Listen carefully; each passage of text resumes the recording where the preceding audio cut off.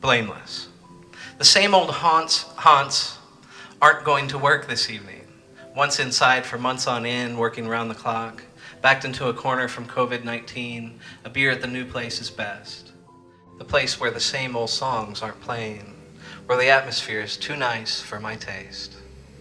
But where the appreciation runs two ways from their appetites yet settled, and mine is hungry for chances unknown to me. So I sit down at a bar where copper lines walls inside and out, where the public is tamed by design, where behavior is disputed while there, given opportunities work out in this place to be, where my book will go up on the shelves of the place given, I abide by them. And that's my way in this world of gin and sinning young ladies, where if I'm lucky, the ones of this world who need it will turn the pages of time in this place to be, where I will read someday to the audience without a microphone, in a manner of speaking.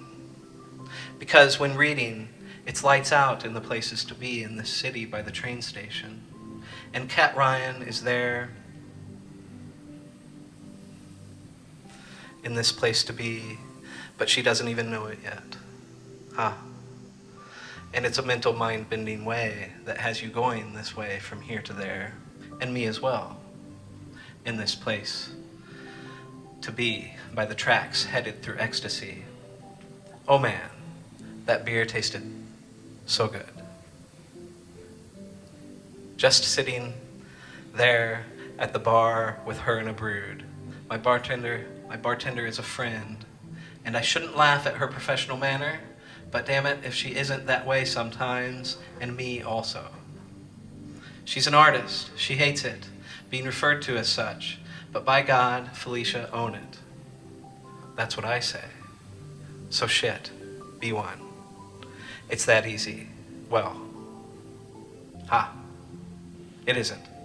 But damn if you can't call yourself one with that hairdo and nice outfit. The men told me you might be working one day. I go in, and to be on guard. And it's hard with the sight of you, but things come and they go around here like the wind. But I suppose I should sell my soul to the newcomers when they arrive from up the street to find the beat. I mean, shit. The end of days is advertised all over town, and it's got me frowning to the sounding off of preachers in this town to be. And the Mennonites up the street fuel my words sometimes with too much coffee, and I covet them like a rat does hopping on down the street of this town to be lit up from jelly beans. Damn the luck if they aren't making it in this town to be. And I'm ramping up here at 29 past 10 p.m., and I'm zooming up my poetry online when friends come around these days. But hell, if that's not the way to be, to do things in this town gone rotten from government. Well, maybe it isn't, as you can see, you all. But damn if I don't obey mostly. And that's the truth, Ruth, my gal gone good from money. Just recall all those bad days when the money wasn't around, and you'll go back one day. Or maybe you won't. The bills get stiff once in a while in this town to be in.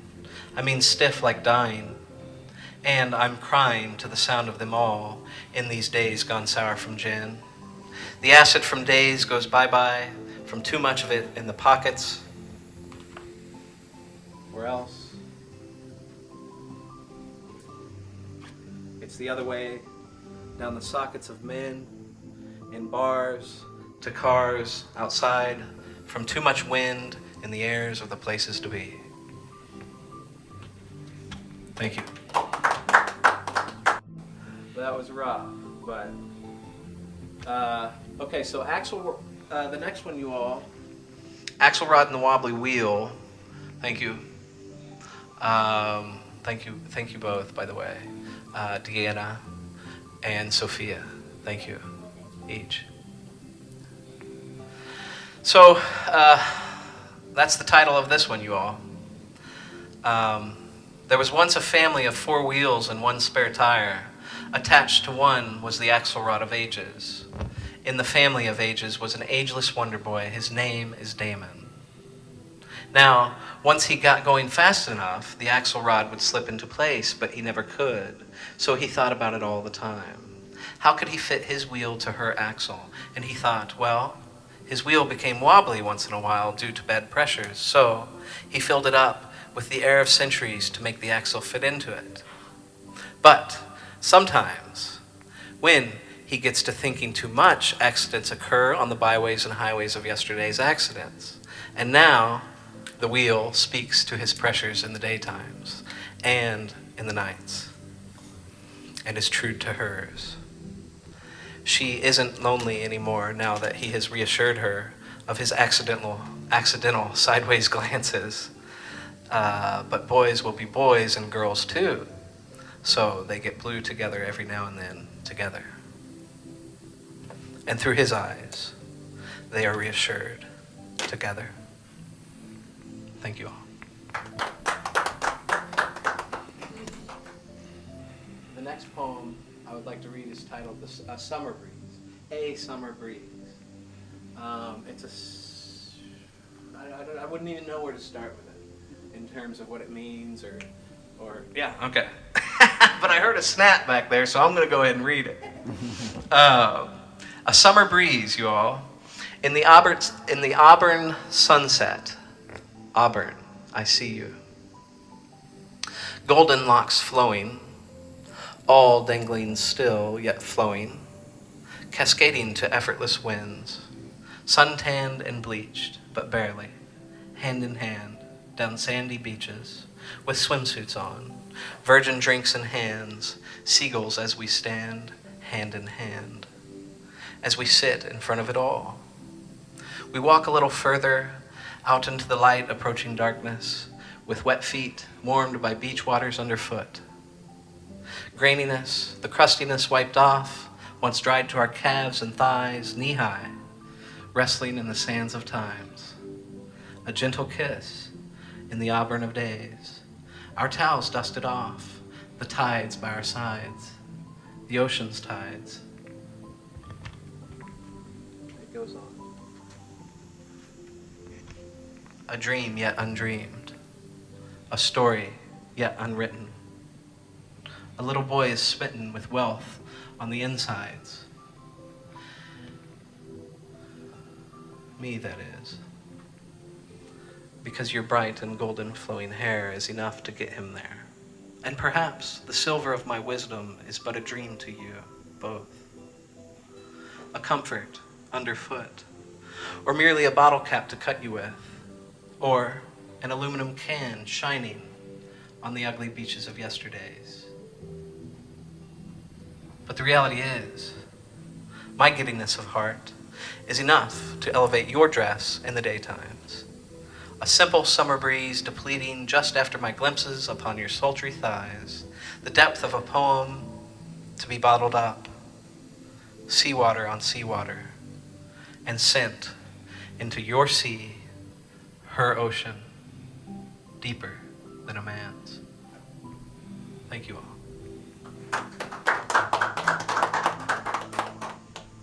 Thank you. Okay, flowers. Are you ready? Yes. All right. Sunflower, rose, and lily, the nights do get so chilly. Oh, what of nights begat, except porridge to eat and rat? Sunflower hath no scorn, the rose doth wield its thorns, yet the lily simply weds, eye to the white of her heads.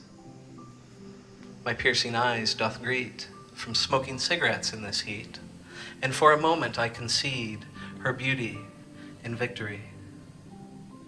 Oh yes, I have been one to cheat with the rose and her thorns, and when sunflowers greet, I have not retreated into the nights. Lily doth thee care of whom I dare, for when the sun does not stare, I cannot tempt a rose, but lily greet. Thank you. Thank you.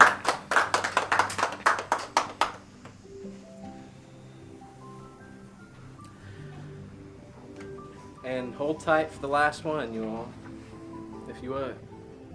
Paradise Found for you all. And me. The poet cannot leave himself out of the mix. Paradise Found, you all. Unless he has to. I go now into the truth once more. Not as a turnbuckle down an alleyway. Not as a rich man or woman in a penthouse. But as myself, altered by a perverse misunderstanding of truth, into a painting. And what will come of it? A voice, a will, a love letter so fierce as to leave a single paper cut on the hands of a lady whom I adore. And then she will be faced with the truth and with a decision to make. May it also be true. For in these ages of times, we must go on into oblivion without the moon to guide us in here. Have a good one, you all. Thank you. Thank you, Eve, Andre Exelis. I appreciate it. Your video work. Thank you.